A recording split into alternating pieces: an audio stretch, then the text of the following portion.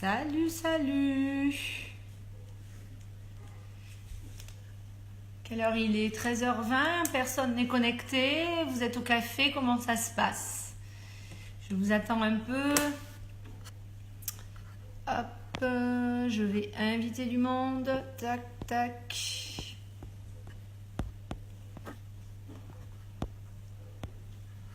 Ok.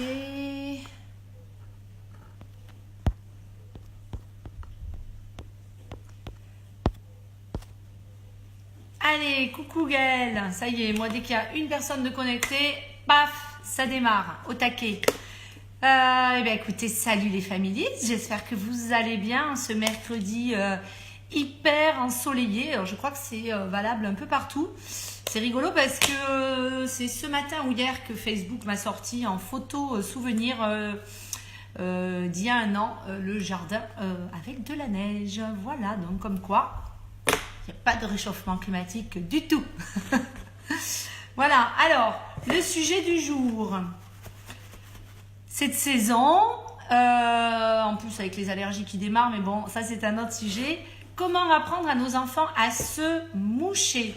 Importance capitale, sujet, question de santé publique numéro 1. Enfin non, j'exagère, mais c'est quand même hyper important.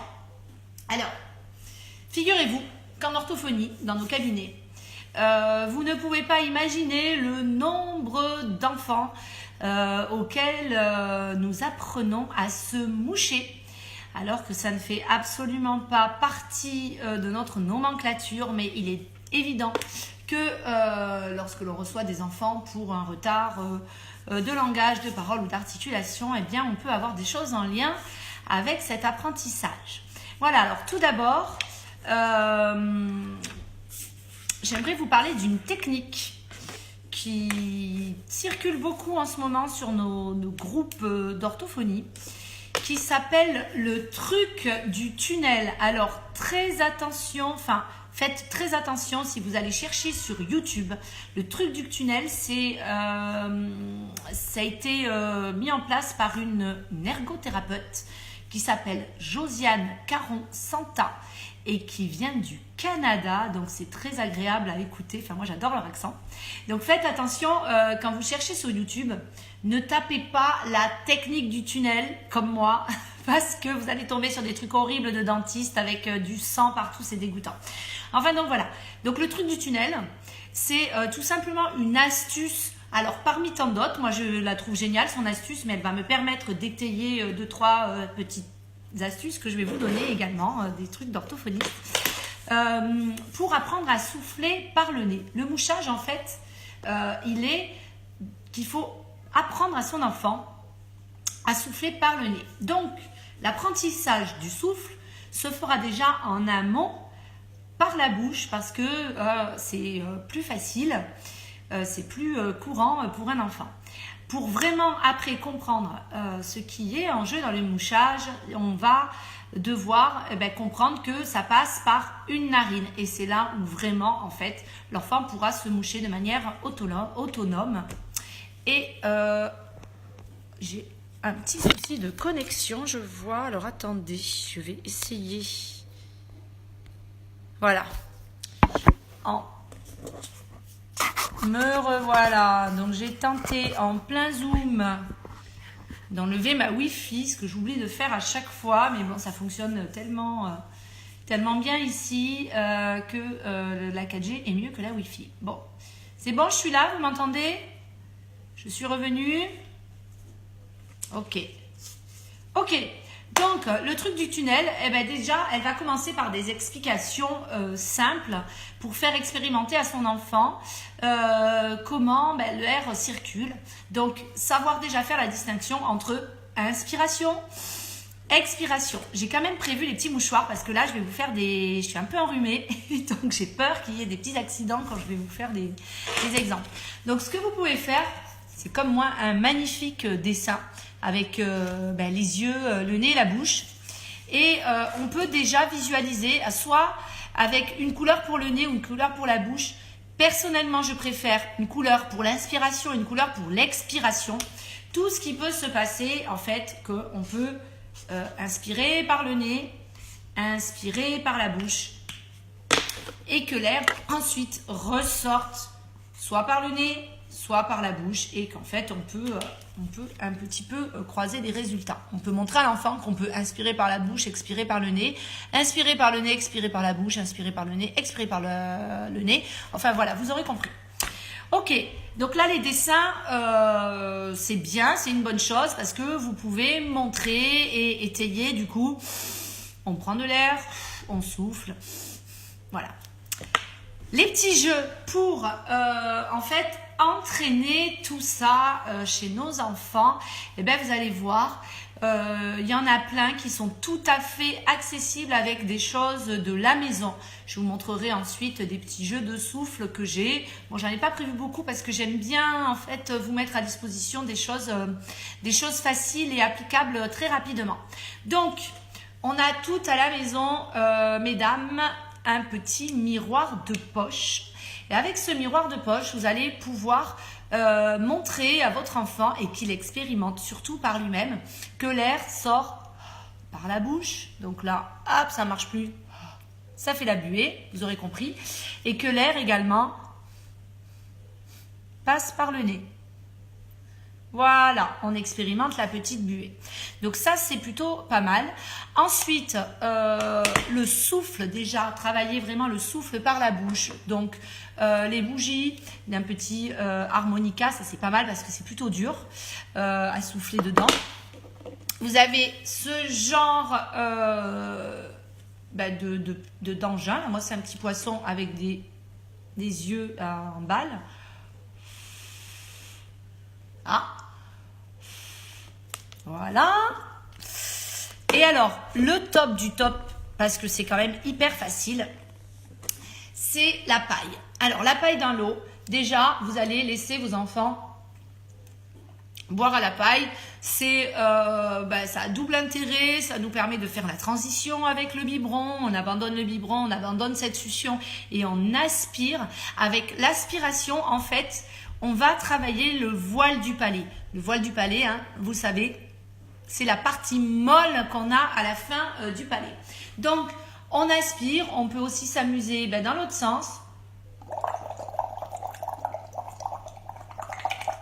Voilà, à faire des bulles dans le verre sans s'éclabousser. Bon, ça, bien sûr, c'est génial. Ça a un effet, ça fait un effet bœuf chez les enfants. Donc, ça cartonne. Donc, voilà, le coup de la paille, on aspire. On souffle dedans, on fait des bulles, vous faites fonctionner le voile du palais et puis surtout vous faites prendre conscience à l'enfant de l'entrée et de la sortie d'air, tout ce qui peut quand même aider. Après, ce que vous pouvez faire également, et alors là c'est top, c'est qu'une fois que vous faites souffler l'enfant,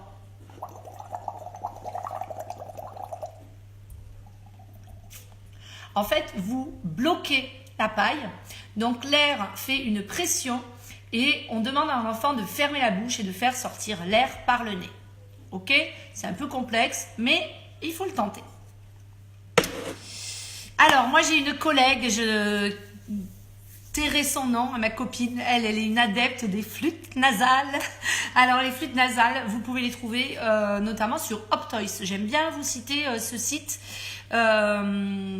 Optoys.fr. Vous trouvez des tas de choses intéressantes pour les enfants et notamment pour le souffle. Il y a plein d'outils, dont les fameuses flûtes nasales. Voilà. Donc, les premières habitudes du mouchage. Là, je vais commencer à rentrer un petit peu plus. Vous allez voir, j'ai déjà parlé des troubles d'articulation qui pouvaient être liés, mais je vais rentrer un petit peu aussi dans la partie orthophonique. Les habitudes de nettoyage du nez, eh bien, elles se font de tout bébé. Ça a plusieurs intérêts. Alors, j'en connais également dans mon entourage qui n'ont jamais procédé à ce nettoyage chez leurs enfants et qui n'ont jamais rencontré de difficultés. Tant mieux, mais ça doit idéalement faire partie quand même des gestes quotidiens. Donc le fameux mouchage que l'on va permettre avec le sérum physiologique. Le sérum physiologique, attention, chez nos bébés, quand ils commencent à grandir, qu'ils ont au moins 2-3 mois, ça devient sportif. ça devient sportif parce qu'il n'y a aucun bébé qui naturellement va rester et dire vas-y maman, je te donne ma narine et tu peux mettre le sérum Philippe. Non, c'est sportif. Moi, je peux vous assurer qu'avec mes filles, j'ai pris des leçons de catch pour pour pouvoir leur nettoyer le nez au sérum Phi. C'est pas des blagues, il y a des fois où c'est vraiment très sportif, où j'ai presque calé Léane avec le genou, hop, calé d'un côté, parce que quand on est seul, idéalement, on plaque la joue sur le côté et paf, on fait sortir d'un côté et en fait, on fait circuler l'air, le sérum Phi d'une narine à l'autre.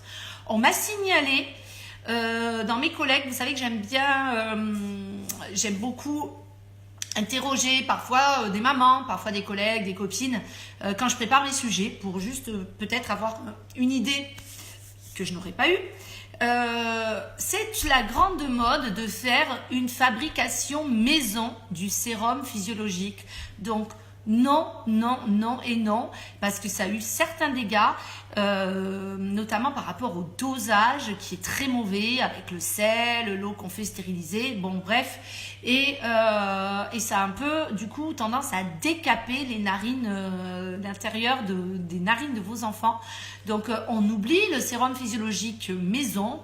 On va acheter, tant pis, les petites pipettes en plastique, c'est pas écolo, mais bon voilà quoi. Donc là, l'intéressant, c'est qu'on fait la technique d'une narine après l'autre. Moi, j'ai utilisé une technique avec Joanne, qui était un peu sportive parce qu'il fallait quand même avoir de la force. C'était d'avoir son enfant. J'aurais dû prendre une poupée, tiens. Tiens, je vais prendre la robe de chambre de ma fille.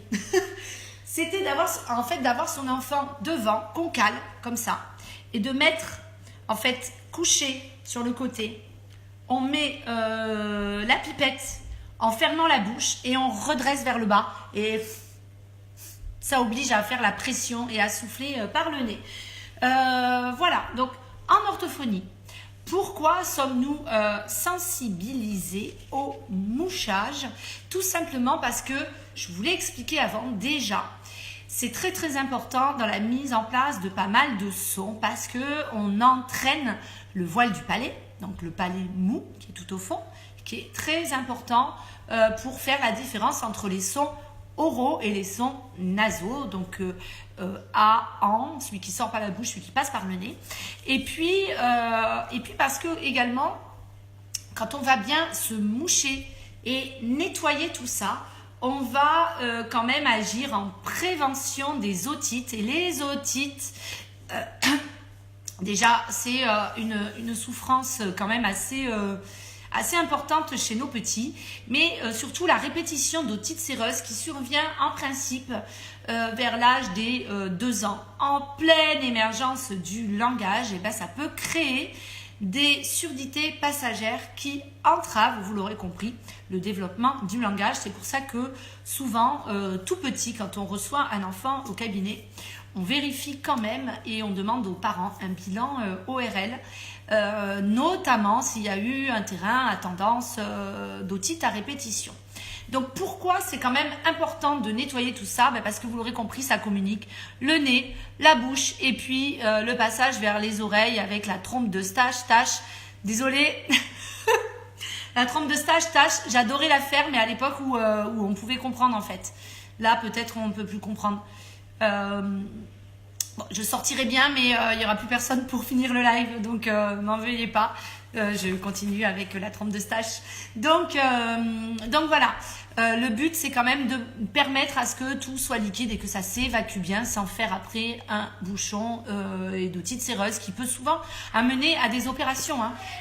C'est très fréquent que les enfants doivent se faire opérer pour la pose de drain pour évacuer en fait le liquide séreux. Donc un nez bouché, alors ça va entraîner une réaction en chaîne. Alors la tête de la pyramide, en fait c'est représenté sur un document que je vous mettrai ensuite en commentaire de ce live. La tête de la pyramide, c'est le nez bouché. Le nez bouché, qu'est-ce que ça entraîne? Ça entraîne une respiration buccale. Alors attention, on peut avoir aussi la respiration buccale comme point de départ. Ouais, Gaëlle, tu confirmes, ouais, je sais, je connais l'histoire, ouais. Donc, la respiration buccale, vous l'aurez compris, les enfants on en voit souvent qui ont tendance à être comme ça. Vous voyez, avec les joues molles et qui font principalement circuler l'air par la bouche. Donc respiration buccale, qu'est-ce que ça va entraîner? Ça va entraîner une langue en position basse et donc qui n'aura pas d'appui au palais tel que c'est mieux, on va dire une position normale au repos de la langue. Ça va donc entraîner une altération du développement du palais en largeur, un palais de forme ogivale, avec une croissance de la face modifiée. Ça fait peur, hein, attention à ce que je suis en train de vous dire, mais bon, quand même. Et dernier recours, des lèvres qui seront donc plus difficiles à fermer et qui vont favoriser la respiration buccale. Donc vous l'aurez compris, on repart, la langue en position basse, absence d'appui, nanana. Donc, mouchons-nous, mouchons nos bébés dès le plus jeune âge. C'est hyper important. Le réflexe de nettoyage, chère maman, même si c'est du sport, je vous l'ai dit, ça peut ressembler à la lutte, au catch, à tout ce que vous voulez, eh bien on doit l'avoir, ce réflexe, même en dehors de période de rhume en fait. Hein, ce nettoyage, il doit faire un petit peu partie du quotidien. Ensuite, une bonne vieille paille. Je ne vous ai pas montré non plus la possibilité de jouer et de faire prendre conscience du passage de l'air par le nez à nos petits avec tout simplement des petites boules de coton. Donc ça, c'est hyper léger, c'est simple. On ferme la bouche. Voilà, merci. Ouf, j'ai eu peur. Donc là, à partir du moment où l'enfant comprend que bouche fermée, il a compris comment l'air allait circuler, c'est tout bénef pour le mouchage. Donc, je reviens un petit peu sur le truc du tunnel de l'ergothérapeute Josiane Caron-Santa. Donc, sa vidéo, vous pouvez la trouver sur YouTube, le truc du tunnel et surtout pas la technique du tunnel.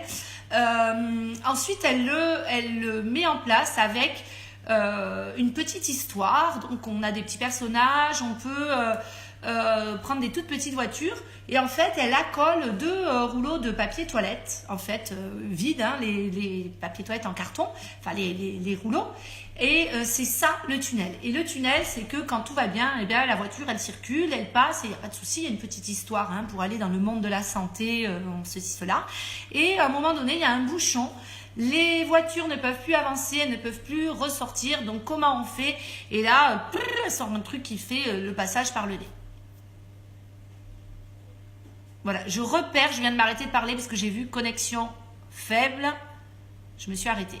Voilà, donc tout ça, ça permet aux enfants, c'est un très bon support. Franchement, c'est facile à refaire à la maison. Donc ça permet aux enfants de comprendre, vous l'aurez compris, l'intérêt du mouchage, c'est de faire comprendre à nos enfants, de faire d'abord expérimenter le souffle. Donc ça, on peut le faire de plusieurs façons, avec la paille, avec un harmonica, avec les bulles, les fameuses bulles, ça les enfants adorent. Et de faire différencier le passage de l'air par le nez, de par la bouche. Narine après narine, c'est là, en fait, grâce à ça qu'on va pouvoir mettre une pression plus importante et que le mouchage sera donc efficace chez nos petits. Je suis désolée, j'ai un problème de frange qui repousse, c'est pas facile. Voilà, j'espère que ce petit sujet vous aura été utile. N'hésitez pas à me redemander du coup le lien, les coordonnées donc du coup de cette Canadienne ergothérapeute qui a fait un super sujet sur le truc du tunnel. Ça circule beaucoup, ça plaît beaucoup aux orthophonistes en ce moment. Je vous partage en commentaire ma petite pyramide parce qu'on a quand même un intérêt en orthophonie à ce que nos enfants sachent se moucher dès le plus jeune âge. C'est un domaine de santé publique. Voilà, je vous fais de gros bisous, je vous souhaite un bon mercredi et je vous dis à très bientôt. Au revoir.